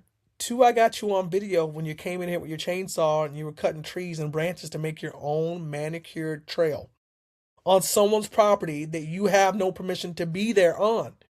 Right. Like, you need to stop and you need to leave. And he was so upset and beside himself. He's like, it's going to be your last year hunting here, year, dude. I promise you. I said, dude, you don't even know the people that own the property to get me kicked out. So how are you going to get me kicked off a property where you don't know the landowner? And how do you bring up that conversation? Anyways, like, hey, I was trespassing. So And here was the thing, right? So the property that I had permission on was I had knocked on this guy's door for like 3 years. It's a big LLC that owns the property. It's a big chunk of city property, right? It's like 40 acres on one section and another 25 on the other. And in the city limits, like that's golden. And I had to sign liability stuff, all this extra stuff. I've never had to sign this amount before, but I did for him, right? He didn't even know that this guy had cut these trails in his backyard. So when I told him that I found the guy, he was like, "Oh, that's perfect. Send me the information." So he was going to go after him legally, but one of the other people that was on the board at the LLC thought that, well, if he's got a disability, we should let him walk through the trail there. And he's like, "Well, I have someone that's hunting there who didn't destroy the property." And I had to explain to this guy how this guy was a liability. And he wasn't understanding it at first. I said, listen, right? You know I'm hunting the property. He goes, yeah, okay. Oh, this guy has a chainsaw and he's cutting down like, trails and branches and kicking them down the hill towards the walking trail.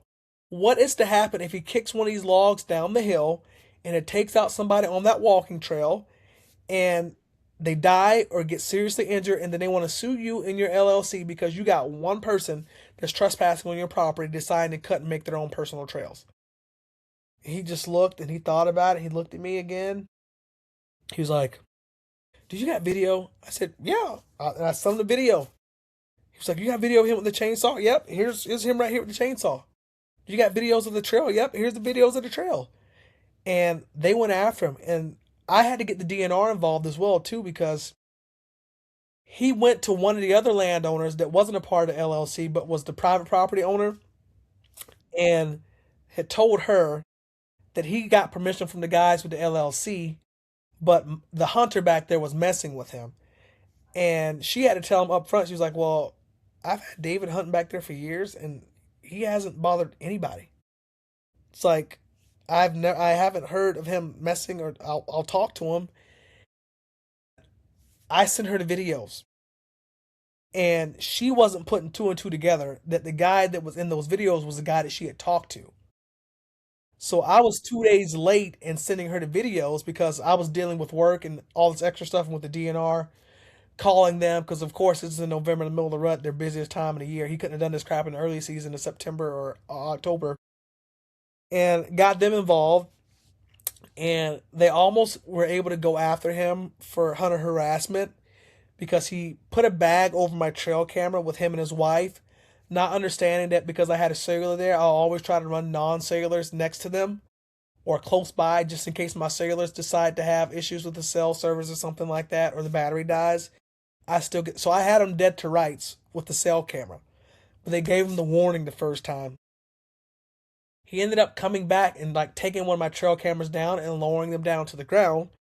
but I ended up moving one of those cameras to a different section where he was accessing to catch him accessing the property. So long story short, he stops coming through. 2025 happens, and I tell the landowner again in the summer about the guy that came through because he came through there again, but he ended up cutting his own walking trail. And she looks at the video. She goes, "Isn't that the guy that was at my door?" I was like, "Yes, ma'am." And she was like, "Oh, okay. Well, I can just tell him to stop." I said, "This was also the guy that was in those clips last year." And she was like, "Wait, so that was the same guy that was talking to you like that on the property last year? Was the same guy that I told that could walk?" I said, "Yeah." She goes, "Oh my God, I'm so sorry. I wasn't recognizing it was him." So her son walks across the street and gave him a piece of his mind because when I had showed him and they connected that two and two was that, and hadn't been back there since. Wow, Has that's not been back crazy. there since. And then Hmm. another thing I want to touch. So now that you mentioned that story, kind of like another like bigger video that you have is like the kayaking incident that you have a video on with the kid. Like what happened there? So, oh gosh, I was feeling inspired like I often do from watching other people on YouTube, and I decided to go fish the St. Louis River that day at the Boy Scout landing. So I go there, I go fishing. Like the kid that I ended up saving was there. I mean, obviously, but he was on a sailboat, like holding on to a rope while he was like swimming and letting it go. And he was playing in the water, and all of a sudden I hook into something on the river, and it starts like taking me in the opposite direction. So I'm thinking, oh my god, I must have hooked a muskie or a really big sturgeon because this thing is like digging. And every time I thought that like I might have just been hung on like a log or something, I yank it and I feel it just like it would dig down. So of course I'm fighting this thing. All of a sudden, I hear like this scream because I got my GoPro going, so you can hear the scream in the background. But the scream was like 80 yards behind me and to the right. And the shocking part is that GoPro doesn't really have a really good microphone. But to hear that scream from that far away sound like it was Yeah. really, really intense and he was that close. And anywho, I end up like looking and you see me like turn my head and then I end up popping my line and like you see me paddle over there to him and I'm looking for his dad that was in the sailboat and that's when you hear the kids like he's panicking and he's all frantic and whatnot. He's like, I was trying to swim for a long time and I couldn't make it. And the sad part is, like, there was a father and a daughter that had drowned there and died in the same exact spot less than a year ago. In the same Wow. exact spot, right? Because you got the river and you got the undercurrent, and the undercurrent was taking him out to the main channel away from shore and away from the bank. And I was trying to, I thought about getting him into the kayak, but I thought about it like if I get him into this kayak, we're gonna be over the weight limit, and then there's gonna be water piling in, and then there's it's not gonna be help for both of us because I'm gonna have to either try to grab him and swim, and I'm in a lot of this gear that it's not gonna be helpful for me to swim in right now. But we ended up making it back to shore. I was able to keep him calm, and we got to shore, and Dad still wasn't there, and then I was able to meet some really good people that are able to get their boat out there and go get the dad and have blankets and towels and stuff like that to keep the kid warm and to get him warm. So that was really good to do. Where was the dad at? He was on the water. He ended up pulling the anchor, and that's when he was like making the whole comment about like he knows to swim to shore, and to stay calm. We've been in this situation before, and it was like, who says that to their 6 year old kid swimming in a dangerous river by himself, like fighting the current, and people are like, "Oh, well, he couldn't have died. He had a life jacket on." I'm like, you can die and drown with a life jacket on. Like, it keeps you floating. That doesn't stop the water from going inside of your lungs and you suffocating and dying and drowning. Right. Like, is it a And pretty so, strong current?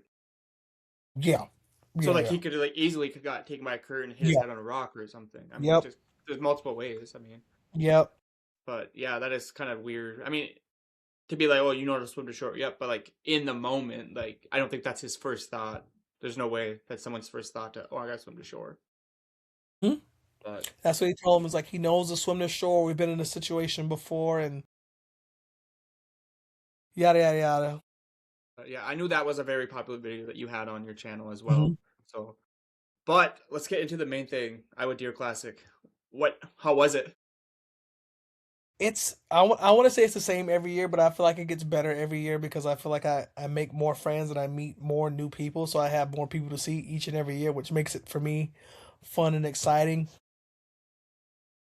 For the first year, I was able to actually film at the classic. I was able to hire a camera guy. He was able to follow me around for a little bit over an hour and some change.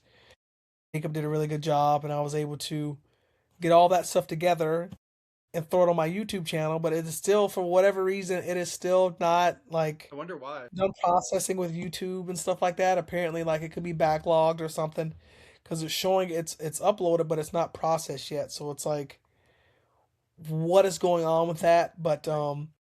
diving back into the show, I was able to see my guys from the Working Class Bow Hunter. I was able to see my guy John Mulligan from Primal Divide. I was able to see the Midwest Whitetail Crew guys.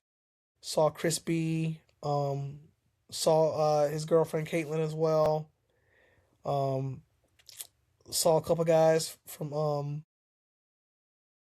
Bull Hunting Whitetails Okay. with Hoyt's Bull Hunting Whitetails with Bill Winky and those guys too. Saw them and a couple other people as well.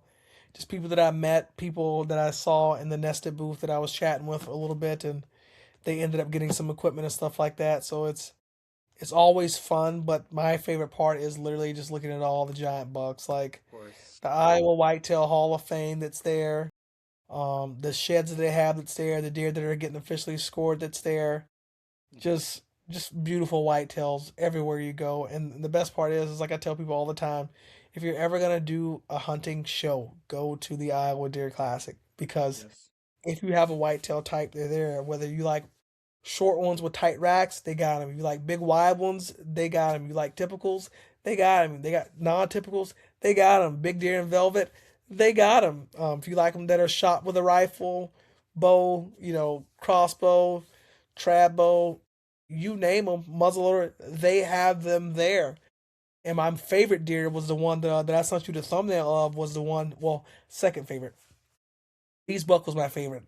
Yeah. Second favorite was that 288-inch monster that somebody had shot back in 2016 with archery equipment.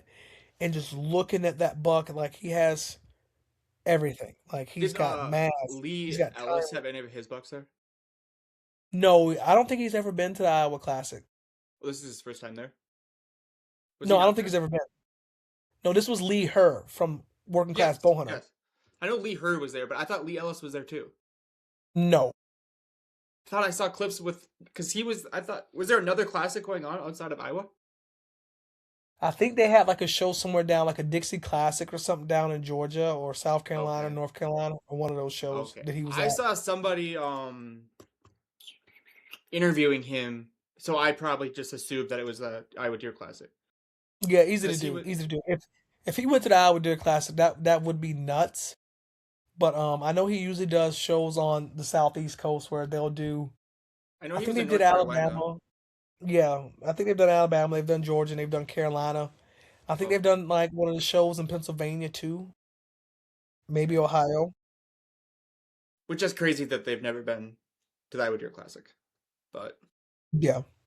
I whatever. mean, he doesn't need to go to class. All he's got to do is go in his trophy room, and he's got everything that we just talked about there from Ohio and Georgia and Kentucky and Tennessee and Alabama and future states like Michigan and Illinois and stuff like that too. Which I'm waiting on him to kill something either in Illinois or Michigan because like he's been posting about hunting both of those states, and I feel like when he finally does get one, it's probably going to be a giant Of course. because he just shared Which a the story one the other state that day. I'm surprised that they've never hunted is Iowa. Like I'm I'm sure surprised. I'm sure they probably have hunted it, or they got points for it, or they're just waiting. One of the Yeah. two. Hmm. That's the one I'm waiting for because it seems like obviously he's had like tremendous success in Ohio. I mean, 200s and a 185 I think in Ohio. It's just Yeah, crazy. the upside down buck was like his 181 in Ohio. I think that was his Yep. second Ohio deer. Yeah, he has four then because he has He's got like that 140, 150 ish for that first one, And I remember these specifically because he was still with Hoyt at that time, and they were pushing the photos and stuff like that. Because I feel like that last big one that he got with a Hoyt was the upside down buck. Okay. And then in 2023 was when he killed Kimbo because he had Kimbo. dropped, Yep. he had switched over to Matthews, and in 2024 he had shot Goliath. Yep. And then he did the 185 on public land that he tracked with Cody. That he sat in the rain for like 2 hours Yep. for. I think it was either Kansas or Oklahoma for one of those. Oh, okay. I guess I don't know if they really named. I thought it was Ohio, but no matter what he does, he gets hate. But whatever. I thought it was cool. But That's how what was it happened like seeing the? here. Yeah, absolutely. How was it Dude, seeing like the? it's crazy, man. Like the amount of stories that people will come up with just so other people, don't like that you have success or that you did something that they couldn't do. Like it is absolutely crazy. And Absolutely. the internet has let a lot of people get a lot of internet courage is what I like to call it because they would never say things to people's faces.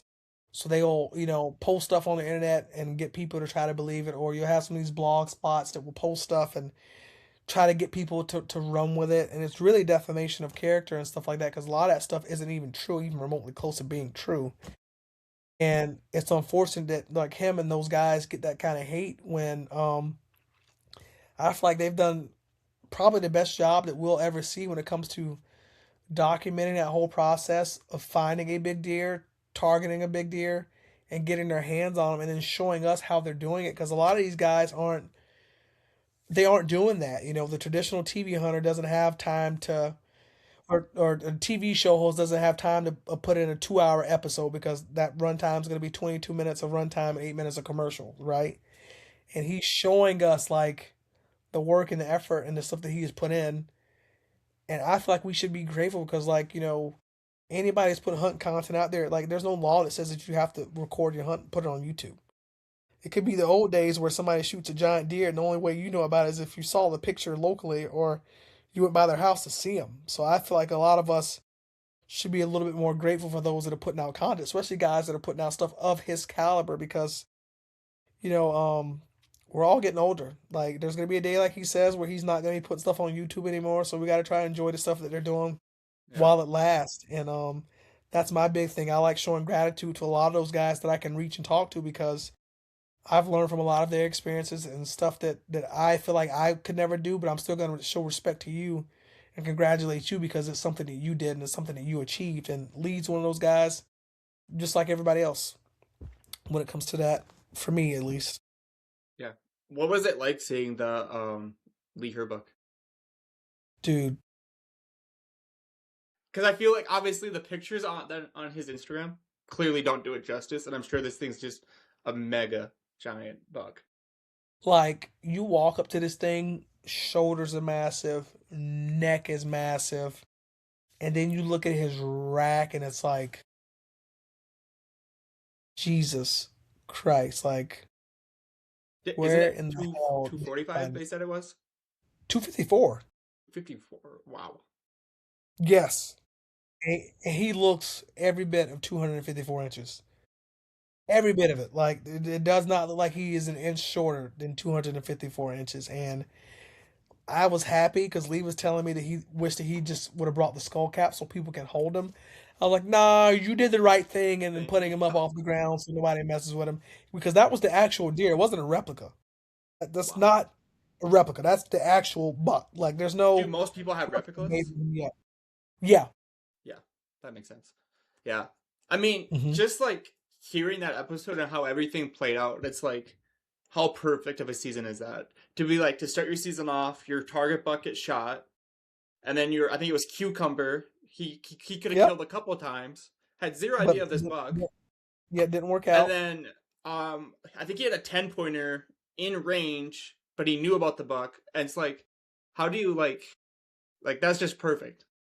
That's just one. That's why you scout. That's why you try to pay attention. And he said a good prayer to his Oprah from what he said, and he Yep. delivered. Buck came in from over 300 yards away with a doe, and he wasn't too sure about the shot. Still ended up getting his hands on him. Wasn't mauled down by coyotes or anything like that. And he was able to get his hands on him. And Lee's a super cool dude. Like he'll sit there and give most people the shirt off his back and help you in any way possible. It's like, and that's just how all those guys are with that crew. And I've been talking to those guys at shows since I want to say 2021, and Okay. everybody that I've met from that crew has always been, pretty good to me and supportive online on the internet. If I ask questions, they always respond back to me.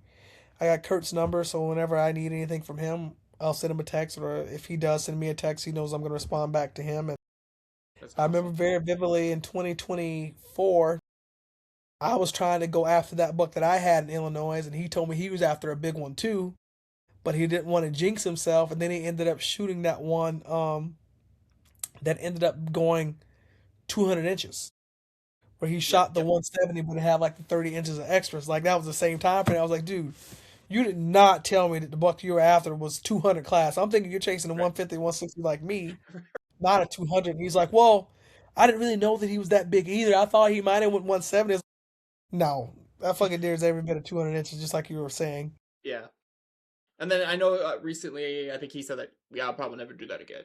But either way, like that's a very like good milestone to hit because not that many people get an opportunity at a 200-inch deer. No, So not even, and even statistically speaking, not a lot of people get a chance at a 150. The average hunter won't shoot a buck over 150 inches his and entire that's life crazy. or her That's entire crazy. life. Yeah. And and in my opinion, when you think about it that way, it just makes those bucks that are over that much more special whenever you get them. But I got to get my hands on Austin's buck as well. I don't know if I showed you that, but he did have the replica of that buck that was there. Okay. And He that's the talked one about the that wild. he shot at, missed, and then he shot again, right? Yep, yep. Yeah, he did. And then were you there when Doug shaved his head? I think that was a little bit later, Okay. but yeah, I got to get my hands on Austin's replica there, and that Joker went 199 on the button. Is that Iowa? Like he shot that in Iowa? Yeah. Yeah. Yep. Okay. No, Okay. no. I think he's one of the Illinois guys. I think, Okay. no, or he could live in Iowa. I knew I one of know. them. I didn't know if it I know was they Doug or have this. Austin was making a Yeah, transition over. but you know what? You know what? I think you're right about that because I remember they had like the crew was split up where some lived in Iowa and some lived in Illinois. But I want to say if I had to bet, it was an Iowa buck because I remember that he had talked about them moving because he had bought property in Iowa Hmm. and he got to hunt it the year before, but then he said he was going to move so he could hunt that and other properties full time. Oh, okay. Okay. And so what are your big plans for 2026 then? So I'm hoping that I can actually get something on the ground this upcoming year. I feel like I've been chasing some of the bigger deer, but I'm not even really in the ball game because I'm not even having encounters with them, right? So that's letting me know one thing: either I need to hunt more, or I need to get more efficient at finding where these deer are at and locking in on their core areas. Which both options are going to take a lot of work, but I feel like one of these years I'm finally going to put all the pieces together because like Stacker, I know for sure if he is alive right now, he's probably going to break 200 inches this upcoming year. That'd be He nice was too. every bit he was every bit in the 190s last year. Everybody that showed them like the videos of him and his progression going from 2024 to 2025, he made a tremendous jump. Ty's got a lot taller. I feel like even if he's hard horn, he might be 190s or potentially low 200s. Um, when it comes down to Minnesota, I don't really have too much that I'm excited for. I just found out the other day that one of the bucks I was excited for the upcoming year had gotten shot last year, and there's a couple others that I need to lock in more on their core areas. I got one that should probably jump into the 140s or 150s next year. I'll show you a couple of these deer so that way when I get them, I can say that I talked about it on the Buck Yeah. Fever podcast. This is a buck that I call NBA Youngboy that I'm almost positive he's going to probably make a jump into the the 150s next year, maybe 160s, and I'll take that all day in Minnesota. Hmm. Trying to find a video that might show his rack a little bit better. He was very active in one of my spots in the later part of the year. And then when you're hunting, how many spots do you typically try to get? As many as It, you can get, or yeah, because I've learned in this city game that like these bucks don't primarily use one property. They're always like moving around and adjusting the pressure. And I've even went to start paying a little bit more attention on how the environment changes on certain properties in certain times of the year, whereas certain areas will have more brush come the early season. But by the time it's October, November, there's not as much cover and those deer aren't using that property as much. And I've started to key in on other areas that they've traveled to Mhm. and they'll be there. But this is the buck that I call NBA Youngboy because he was always fighting when I got videos of him in the earlier part of the year where Okay, yeah, yeah. You take that every day in Minnesota. yeah, I think he was maybe 3 last year. He might be 4 this upcoming year. I've had him on a couple of different properties, but primarily on the same ones. And I know we were talking about this earlier. I'll show you this too. This is what I was saying when I was saying I put that cold blue rack rub on there, and they'll hit it like one of those videos like that right there where he's just You just yeah, okay. I might have to try that again this year, and maybe it was just like the area I was in, but I'll have to try that again and see if it works. and then there's another buck in Minnesota I'm excited to see that I call Snickers. And you'll see why when you see his rack here in a second. Because and this is the same spot that the other buck was at because they love this property for whatever reason. And I think because it's just a big ridge on here. I'm trying to get it to zoom in so you can actually see him.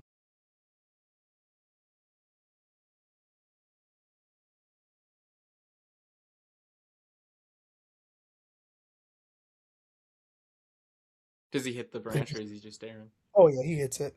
Okay, yeah, that is a very nice buck. Yeah, I'm expecting him to make a jump too. And then there was a buck in North Dakota outside of Stacker that I'm excited to see again too, where he was his running buddy for most of the summer. So I knew if I saw him, I would see Stacker. I did see this buck in person once when I was coming in July to redo cameras, and he was bedded up. It was late July, almost early August. But I'm excited to see what he's gonna turn into this upcoming year. Wow, younger buck, but still nice. He would have got the business had he walked in front of me, Yeah, absolutely. without a doubt. And that's in the beans. It looks like. Yeah, Yeah. Oh, okay. same camera, same trails. But the last video I got of him was on the 18th of no, the 20th of September. So he did the same thing Stacker did too, where it had hit that point in September and he was gone. But he was way more active in there in the daylight hours Okay. on that property. But he ended up not being too bad when he was hard horn. That's what he turned into. But yeah, not bad at all. And he ended up making me think he might have been a little bit older than what I thought. So Yeah. And those then two are some of the ones I'm looking forward to the forward most to. in North Dakota, and then the other two are the ones I'm looking forward to the most in Minnesota. Aside from that other one that I call Master Splinter, if I can get a couple different permission pieces in that area, I feel like I might be in the ball game with him a little bit more, but I'm not gonna hold my breath because I feel like those other two bucks are gonna blow. Either one's gonna blow or they're both gonna blow. Lord willing, they both do that. I'd be excited about that. But Wisconsin, I don't have anything that I'm excited for at all. It's just all North Dakota, Minnesota, and Illinois is kind of up in the air because either he sells the lease and I don't hunt it ever again, or he doesn't sell it and then he leases it out to me with the improvements that have been made, or I knock on doors around that place because there's other places there that I can get permission on. I'm sure if I knock on the door. I only did one, but that guy told me that he leases his property out. But there's a property to the south and to the north that I feel like I could probably get permission on if I can talk to a couple people.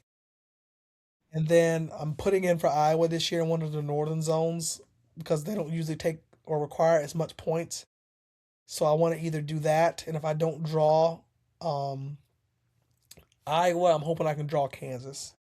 So it'll be Minnesota, North Dakota, Illinois, Wisconsin for sure, and potentially either Iowa or Kansas. I've been thinking about getting at least somewhere down south in Georgia, so I can try to bring my nieces and nephews hunting um, Okay. during rifle season, maybe for a week or for a weekend. Try to Nice. get them somewhere or get them set up with crossbows in the earlier part of the year because they're at that age now where they might want to go, and I kind of want to take them because my dad's getting a little bit older, and I know if I do that, it's going to be a very hefty financial investment. But I feel like if they get into hunting, it'll be worth it. Yeah, absolutely. Have you thought about Missouri at all? Or No, just because like if I'm going to go that far south, I'm probably going to head either to Georgia, maybe, okay. just because it'll be closer to home. So I feel like if I'm going to travel almost 10 plus hours, I'm already just going to just make that extra sacrifice and just go either to Florida or to Georgia. Okay. Because I know Missouri's over the counter, isn't it? Yeah. Oh, okay. And I've seen some couple nice bucks shot out of Missouri. I think Caitlin Moss, she shot a pretty decent one last year out of Well, a bunch of Missouri. people do. A bunch of Yeah. people kill big ones in Missouri, especially northern Missouri on that Yeah.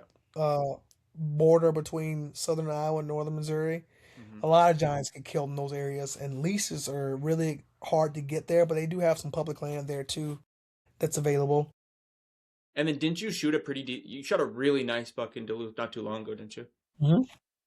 What was like the strategy on finding him and how did that play out? So that ended up being one of those situations to where I had only gotten two trail camera photos of that buck. I was Okay. pursuing another buck, and that buck got shot the opening week of archery season. And then 5 days later, that's when I got my first picture of that buck. And then I ended up getting another picture of him in the middle of the night, but it was like five o'clock in the morning in October, and I ended up going in that day. And this was when I didn't have a ton. I think I only had maybe one cell camera. So and I laugh thinking about it now where I have like almost 30. Yeah. I only had one cell camera back then. Only one. And I went in there and I had this Wild Game Innovations trail camera that had caught the only photos I'd ever gotten of that deer. And the funny part about it was like the first photo I got of him was a lot more clear than the second one. But I had no idea that that buck had even existed until that happened. And let me find the photo because I still think it was pretty funny because the quality of that photo was just absolutely terrible. I was chasing another buck. Oh, yeah, here it is. So I'm laughing, but I shouldn't be laughing. But here was the quality of the first photo that I ever got of that buck. That's the photo. So I could see that he had a rack, but I could not see how big it was. And that was no, that was the second photo. I take it back. That was the photo I got of him on the 19th. Yeah, I was right. The first photo I got of him was the one that was a lot more clear, and it was on the 29th when that happened. But that was the first photo I got of him. Yeah, and then you know that's the deer you got to go after, or are you still hunting a different deer? I had nothing at that point, but I also understood I had nothing on him. Like I got almost two pictures in over a month. And both photos, I remember very specifically, he was coming in on a east wind or an east northeast wind for both those photos. And when I ended up changing a set, I ended up changing a set specifically for that buck in that spot. I hunted that spot the day before I killed him was the 19th because I shot him on the morning of the 20th. I ended up getting in there on the 19th, and this was still when I had like my little Canon camera, my little power shot, where I was like It's like 1080 pixels, and when it gets close to dark, it's like 720 pixels. And I will always chuckle about that because the quality was terrible. But I was in there that night on the 19th for that evening, and this little buck comes by, and that was all I saw.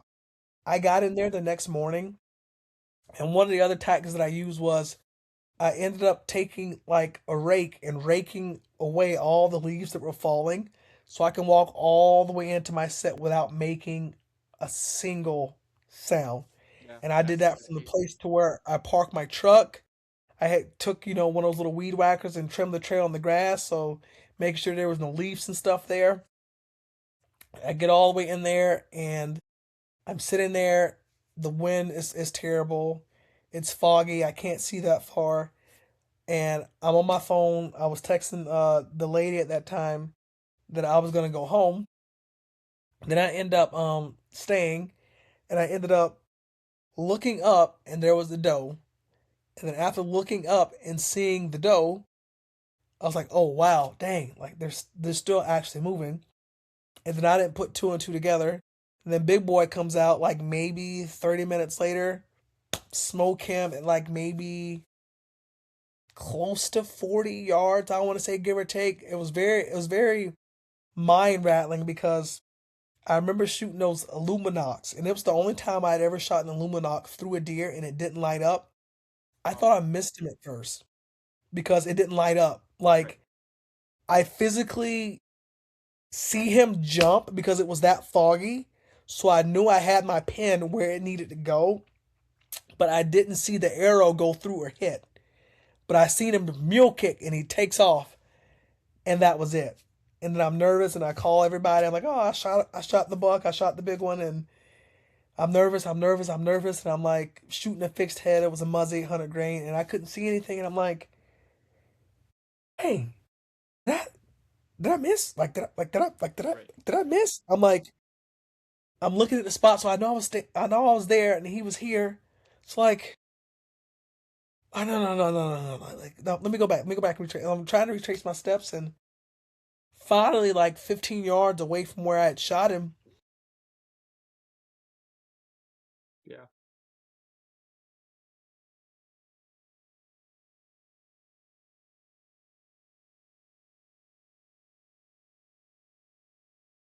Yeah. I remember moves, you and that was posting the him. hmm that buck was the biggest buck that was shot that year in the city limits of Duluth Wow. for the 2021 hunting season. That's awesome. And that was my first year being a part of the Duluth City Hunt. There you Yep. go. That's how you do it. Yeah, But yeah. There was a lot of drama after that one got shot because it was like people were losing their minds that somebody like me came into an area and shot a buck like that. And after all those years of struggling out in where I had my lease and stuff at, like, oh, there's no way he shot that in Duluth. He shot that somewhere else. He right. shot it and brought it into Duluth and took pictures. And it's like, do you guys see how big of a effing buck this is? Right. Yeah.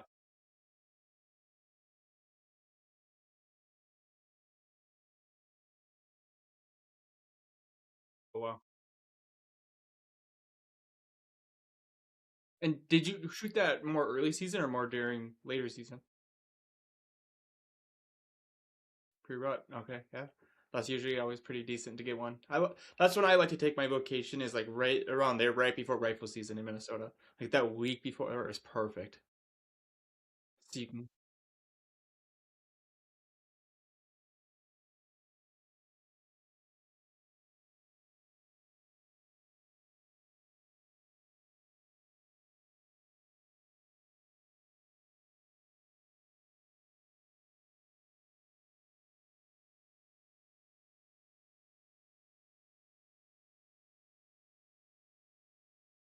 oh wow.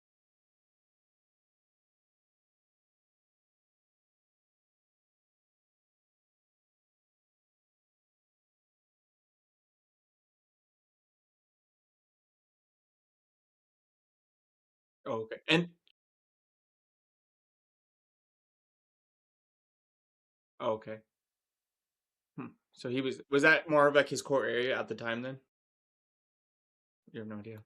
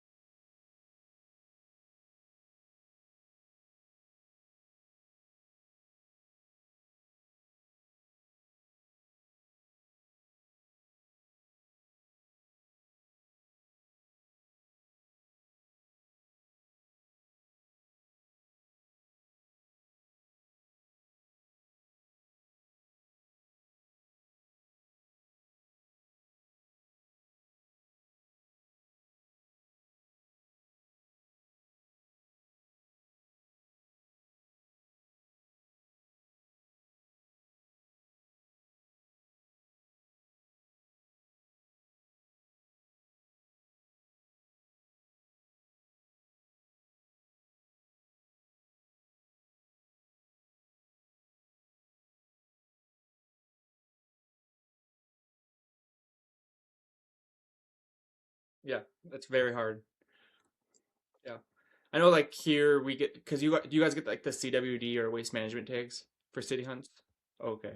So we get that here and I've never filled all of them. We get like we used to get four, they brought it down to two last year. And I filled one, but I never fill all of them. And it's very difficult to do. Plus your main tags, you get three tags.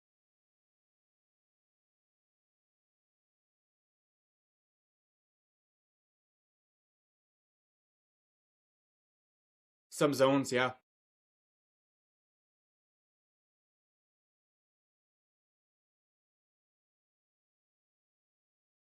That's like close to the Winona area. That's where it's close to. So, but yeah. But anyways, thank you so much for hopping on. Where can people find you at? Like, what's your handle and stuff, so people can find you?